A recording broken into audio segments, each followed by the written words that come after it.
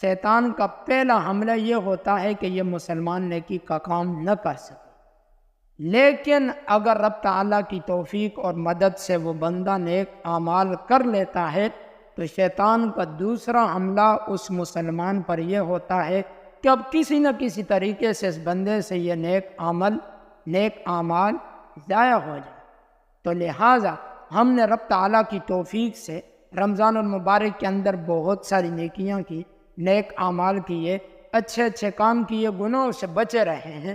تو اب ہم پر شیطان کی طرف سے حملے اور وار ہوں گے کہ کسی نہ کسی طریقے سے ہم سے ان نیک اعمال کو ہمارے نامہ اعمال سے ختم کرنے کی کوشش کی جائے گی۔